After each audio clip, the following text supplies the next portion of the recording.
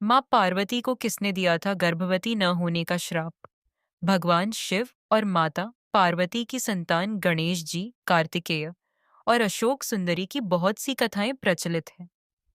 वैसे तो ये तीनों ही शिव और पार्वती की संतानें हैं, लेकिन माता पार्वती ने इनमें से किसी को 9 महीने के लिए अपने गर्भ में नहीं रखा था।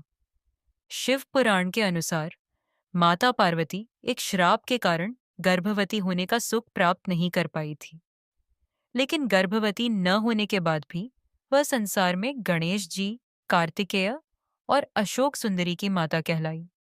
लेकिन ऐसा कैसे हुआ? इसके पीछे क्या है कथा? आइए जानते हैं। शिव पुराण के अनुसार एक बार वज्रांग के पुत्र तारकासुर ने तपस्या कर ब्रह्मा जी को प्रसन्न किया, जिसके बाद ब्रह्मा जी ने प्रसन्न होकर तारकासुर को मनचाहा वरदान दे दिया। तारकासुर ने ब्रह्मा जी से यह वरदान मांगा कि दुनिया में आपके द्वारा बनाई गई कोई चीज मुझसे ज्यादा बलवान न हो। दूसरा वरदान यह था कि वह हमेशा के लिए अमर रहे। तारकासुर ने ब्रह्मा जी से वरदान मिलते ही पूरी दुनिया में आतंक मचाना शुरू कर दिया। उसने स्वर्ग लोक में देवताओं के साथ साथ धरती पर आम मनुष्यों और ऋषियों को सताना शुरू कर दिया। तारकासुर ने स्वर्ग के राजा इंद्र को डराकर उनका वाहन ऐरावत हाथी, खजाना और 9 सफेद घोड़े छीन लिए। ऋषियों ने भी डर के मारे कामधेनु गाय तारकासुर को दे दी थी, लेकिन इसके बाद भी उसका आतंक बढ़ता ही जा रहा था। तारकासुर ने तीनों लोकों पर अधिकार प्राप्त करने के बाद स्वर्ग से देवताओं को निकाल दिया, जिसके बाद सभी देवता ब्रह्मा जी के पास पहुंचे और उनसे विनती करते हुए कहा कि प्रभु तारकासुर से हमारे प्राणों की रक्षा करें। ब्रह्मा जी देवताओं को कष्ट में देखकर दुखी हुए और उन्होंने देवताओं कहा कि इस स्थिति में मैं कुछ नहीं कर सकता हूं, क्योंकि तारकासुर के तप से खुश होकर मैंने ही उसे सबसे बलशाली होने का वरदान दिया था।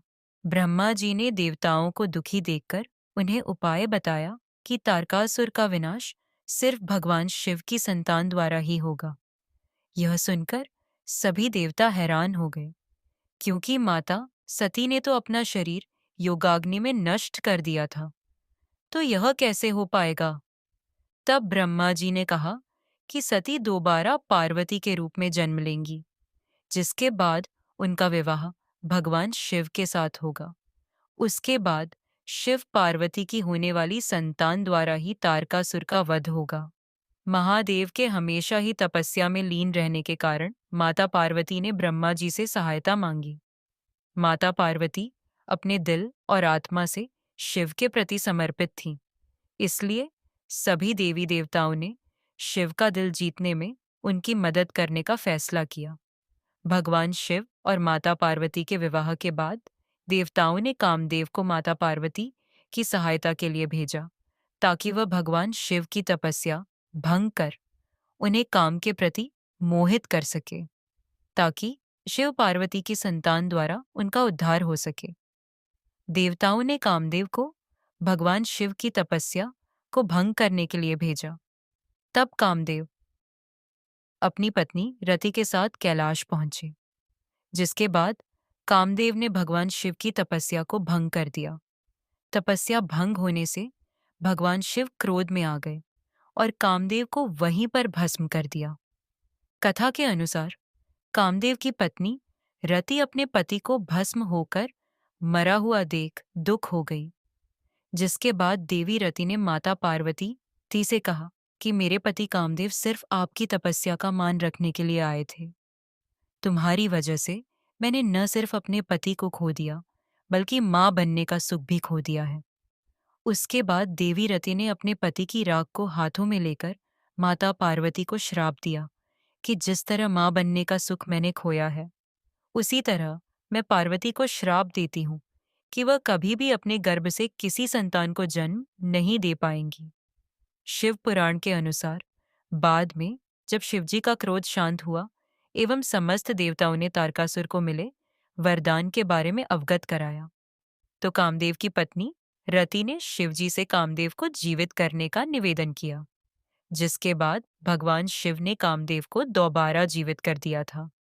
रति के श्राप के कारण माता पार्वती ने कभी भी अपने गर्भ से किसी शिशु को जन्म नहीं दिया था, लेकिन भगवान शिव से मिले वरदान के कारण उन्हें संतान का सुख मिल पाया था, जिसके अनुसार माता पार्वती ने अपने शरीर से हल्दी का उबटन उतारा तो इससे एक पुतला बना दिया और उसमें प्राण डाल दिए।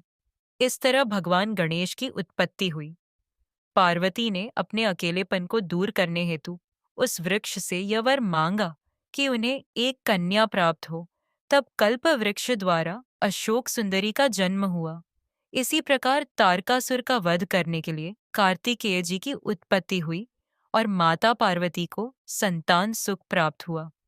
धन्यवाद दोस्तों, इस दिलचस्प और रहस्यमयी कहानी को सुनने के लिए।